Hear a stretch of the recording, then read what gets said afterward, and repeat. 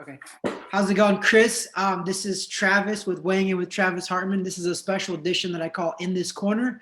I have other professional fighters, coaches, etc. on here, and we chat back and forth. I'd like to welcome Chris Billam-Smith. You are the EU Cruiserweight champion, the British Commonwealth champion. Yeah, EBU, European, and the British and Commonwealth. Congratulations on that. I know you just fought July 31st against Tommy, I forget his last name. McCarthy, yeah. So what's happened since then, brother? I mean, I know that you've probably done a million interviews about that fight because it was in July, but if you could just briefly talk about, that was a 12-round decision win for you on a DAZN card at Matchroom Boxing headquarters, actually. So what was that like to perform in front of Eddie Hearn as well?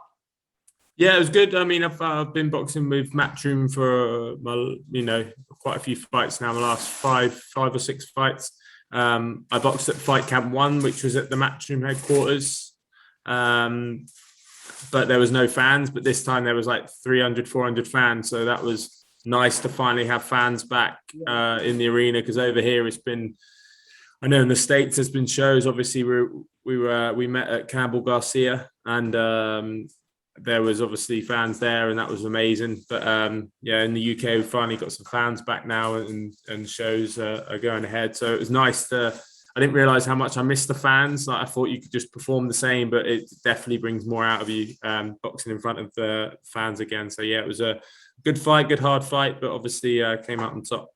Yeah, right. Yeah, and to fill in the visitors as well, like we met in January when Ryan Garcia fought Luke Campbell, which was trained by your trainer, which is Shane McGuigan. So that's where we met, and we had a blast with you guys, man. Like, you're my kind of people, like, boxing. So we could have talked for hours when we were there, which we probably came close to. But yeah, it was a pleasure meeting you guys, and that's kind of what I want to go into is how has it been? Because I know you've been with Shane. Were you with Shane? You turned pro with Shane, correct? Yeah. Well, you've been with Shane for your whole pro career. What's your guys' future past this fight? Because I know now you're ranked. I think you're ranked in the top 5 of all of the major belts. Yeah. Currently, we've got a fight in European title defense scheduled for November 13th over here in Sheffield on Kid Galahad's world title defense. And Terry Harper, she's back. She's had a bit of time out. She was injured, but yeah, so I'm fighting then. So that's like 5.5 weeks away. Well, no, 4.5 weeks away, sorry. Yeah. So we're training for that at the moment. Looking to hopefully do a showing back in my hometown in a small town called Bournemouth on the south coast of England. So I'm hoping to do a home show there, headline there on a Matchroom show, which will be on DAZN as well. Probably early next year.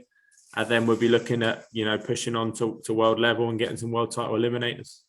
Yeah, I guess most people don't realize either how big DAZN is pretty much the premier boxing promoter and network to kind of be with. How has that been fighting for Eddie Hearn and DAZN being showcased? I mean, you get showcased to all over the world. I mean, I watched you here in the States, so that's pretty cool. Like, what kind of reach do you feel like you're getting there?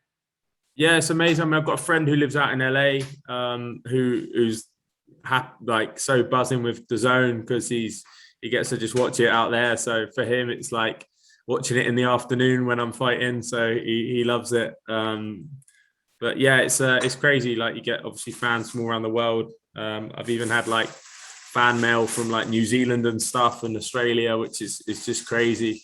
People asking for signed pictures and stuff, which is so nice. And just crazy to think that, there's people around the world watching you box. It's a special feeling. Yeah, that's crazy that, boxing has brought all of that to you, man. Did you ever in your mind ever dream that, you're getting fan mail from all over the world? Yeah, no, absolutely not. Like I said, I'm from a town called Bournemouth, which has a real small population of probably 250,000 people max, probably.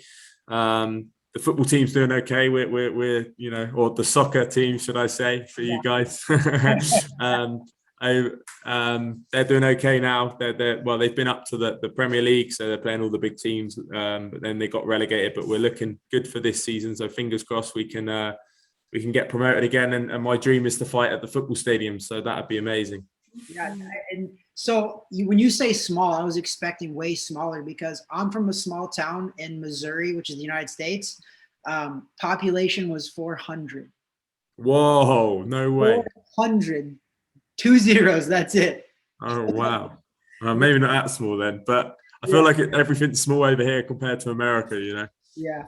But I'm here in Orlando, Florida now. That's where I live. But so it's about the same size as that. Actually, I think Orlando, Florida is about a quarter million people as well. So it's about a similar size. Oh, really? Wow. But yeah, so I saw also that July 31st you fought and won against Tommy McCarthy, and your birthday was a couple days later. Is that right? Correct. Yeah, it was on What the kind of 2nd of birthday present was August. that? Yeah, that was a good one. It would have been a depressing birthday had I not come through, but no, it was really good. It was nice to the year before I had the fight. I boxed on the 7th of August, and my birthday's on the 2nd, so I was making weight basically on my birthday, so I couldn't quite celebrate then. But this time it was nicer to get the fight in just before, and then celebrate on the Monday. So yeah, that was a good celebration. Plenty of celebrations. Yeah. So I mean, going forward, I know you have a fight here in about 5 weeks. I'm not trying to look too far ahead, but like, what is your ultimate goal? Do you obviously you want to fight for the world title, correct? Like that's got to be an ultimate goal. And I Yeah, know that you guys have a cruiserweight world champion in your camp.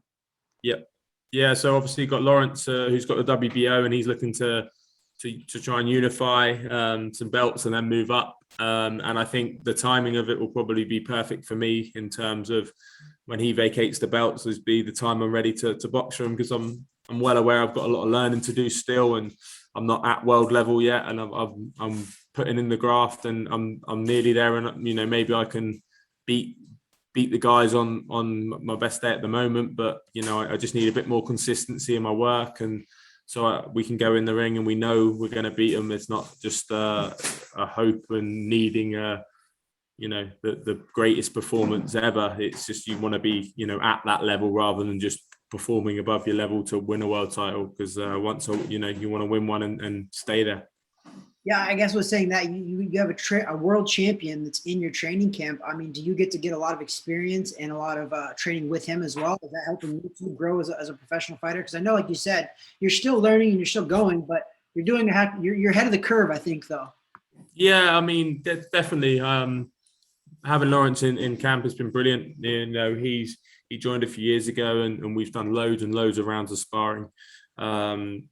And it's helped us both, I think. And he's learning all the time, becoming a really good fighter, and hasn't looked in any trouble during his career at all, really. And he's just gone through domestic level and European level, and now he's on the world scene. Obviously wiped out Krzysztof Glowacki, who that's a great win, and not many people destroy him like he did. And he and now he's looking to fight Maris Briedis, who is obviously was seen as the number one in the world, so he wants to fight him. And obviously Briedis won the Super Series the second time round, and there's been in there some top names, and I do believe I've been out sparring Briedis before. When was that? It was early 2020. I was out sparring him for 2 weeks. But I do believe Lawrence beats him. I think he's just too clever, and his range and his size is just he knows how to use it all, and I think Lawrence is the best cruiserweight in the world. Yeah, and you think that he's probably for sure going to move up, so I feel like that dynamic works for you guys now, because you're not really gunning for his title necessarily, right? Because he's going to move up. Yeah, for sure. He's a few steps ahead of me in regards of his career and my career. He's a few levels ahead of me at the moment. So yeah, he's obviously going to move up to heavyweight because he's got the size to do it. I don't think I have. He's a few inches taller than me, and he spars a lot of heavyweights. So yeah, I think that's his plan. So hopefully it'll be perfect timing. And like I said, I'm jumping ahead too much here, but is that your future plans as well? Eventually, let's say you win the cruiserweight world title. Do you have any aspirations of going up to heavyweight as well? Because I know you're a pretty good cruiserweight. You're 199, like you're right on the limit. So do you have any kind of aspirations, years down the road, a heavyweight too, or are you happy right there at cruiserweight? I think the goal, the goal in size in up to heavyweight is a long stretch. It might, at the moment, I'd say it's too much, but never say never. You never know what happens. You never know who's going to be a champion at a time, and what happens. Boxing, things change really quickly. So, you know, like I said, never say never. But at the moment, my goal is to probably have the rest of my career at cruiserweight. Right on. So speaking of heavyweight division, you know, we're just on the post of Tyson Fury versus Deontay Wilder. What did you think of that fight? This past Yeah, it was an amazing fight. Obviously, you know, the heavyweight fights over the last sort of 10 to 15 years haven't been that exciting. You know, really, there's been a couple here and there. Obviously, Wilder seems to be in a lot of them. He had a great fight of Louis Ortiz, and then you had AJ Klitschko, which was also a really good fight. But yeah, that's one of the greatest heavyweight fights I think I've ever seen, especially in my lifetime. It was, you know, back and forth. Fury looking like he was going to get rid of him, and then a round later, it looked like the opposite. And then, yeah, he's just, but the heart from both of them, to be fair, the heart and grit shown by both of them, and there's no quitting in either of them, and that made for a amazing, exciting fight. You know, since you are out of London and you're out of England as well, the United Kingdom, do you ever cross paths, or have you ever crossed paths with like Anthony Joshua, Tyson Fury, those type of guys in any kind of camps or any kind of training or anything like that? No, I mean, I was when I was an amateur, I went up for trials on the GB setup, and Anthony Joshua was there training. I think he was training for Eric Molina at the time, and then yeah, but I've never shared the ring with him or anything like that. But and I've never met Tyson Fury, no. But yeah, I think the only I sparred David Hay a few times because he was with Shane, and that I was sparring before I joined the gym. I was sparring George Groves a lot and sparring David Hay, who was obviously, you know, it was towards the end of his career, but it was great work for me and great experience for me. Yeah, so I mean, still he was a cruiserweight world champion as well as a heavyweight world champion. So yeah, that's definitely some great experience to have. I mean, you got to do some stuff that most people wish they were doing, you know. So Yeah. that's still pretty cool to even be in kind of a camp or any kind of a sparring session with those guys as well. Yeah. So I guess I always got to ask people this question though. It's, who do you have as your top maybe 1, 2, and 3 pound for pound fighters in the world? If you can just off the top of your head. I'd go probably Lomad's still up there. I'd like to see him have a rematch with Lopez because I do think he's got more. But because he lost, I won't put him in there. So I'd say number 1. It's hard, man. I'll probably go. I'd say 3 names, but I can't put them in order. I'd say Terence Crawford's in there. Yeah. Probably Josh Taylor, my old stablemate as well, because I've seen him in the gym training, and his and just everything about him, and the way his career's gone and how he's become undisputed in so little fights. No one does that. Like, he's got every belt in a tough division, and yeah, it's crazy to think what he's done so quick. And then maybe Inoue probably in the top 3, because he's Canelo. Oh, sorry, Canelo, of course. Yeah, I always forget him because I just feel like he's in a league of his own. But they'd probably be my top 4. But yeah, there's on the spot. It's hard to remember, but yeah, obviously Canelo's up there. And then you got Inoue. I was fortunate to see live on one of Josh Taylor's undercards. He was fighting Rodriguez, and he's just a special fighter, and just has freakish power, obviously. But great, right? Like, it's so weird how this guy got so much power at such a light weight, and he's like knocking people like out. Yeah, it's scary. It's just, I think it's just connected. Like, when he punches, he's very connected in it with his legs. He punches with his legs. He moves in. Like, they're always like, you know, right hands or left hook, but his feet are going with it. And I think that's how he generates the power, along with the speed as well. So you said you're in training camp right now. So you're what, 4 or 5 weeks out? When do you really start kind of hitting your stride and kind of like really going at it? Is it right now and then you kind of taper it off, or at what point do you guys have it kind of gauged now since you've been together for so long, how you kind of like do your training camp? Yeah. We're sparring. I'm sparring tomorrow morning. Got a light heavyweight guy who's Craig Richards, who boxed Dimitri Bivol. Okay. He boxed Bivol was it Bivol's last fight? I'm not sure. Might have been his last fight, or if not one before. He's coming in tomorrow for some sparring. I've never sparred him, so I'm looking forward to that.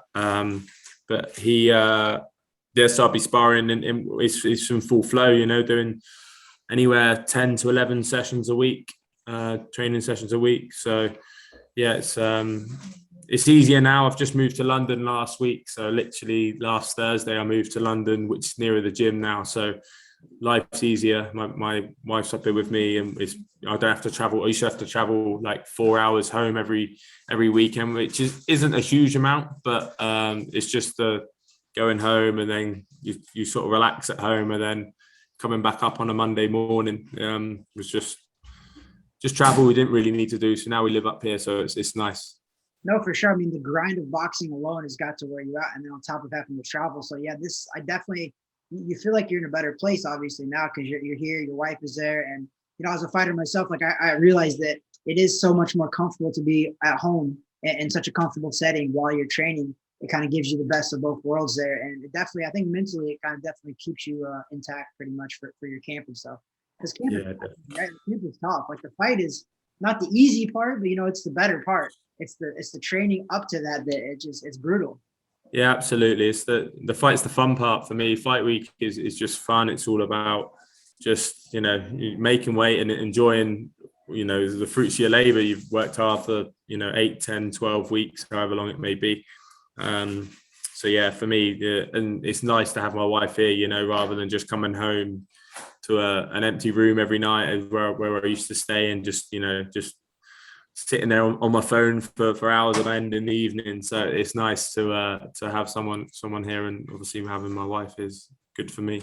Do you feel like you're more fresh kind of in camp as well because of that? Or have you really noticed that, because it's so soon, you just moved there, I guess, right? You just kind of got settled in.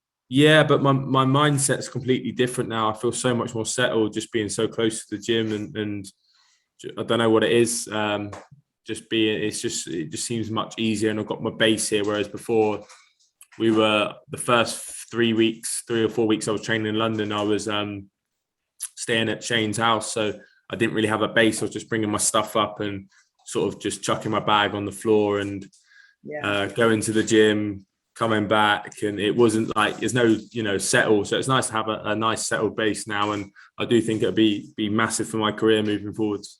I'm sure your wife is extremely happy as well to have you there too. Yeah. Or annoyed, probably more annoyed at times, but she's never actually, I've been home at weekends, so she's never actually experienced what I'm like during the week in camp, where everything's sort of, all the sessions are happening. So we'll see how that pans out. Yeah, that's kind of brutal for sure. Because like you said, your body's got to be so sore and you're so down, and you just kind of want to rest most of the time after a long training session, Yeah, now she's got me out doing the shopping. Duty.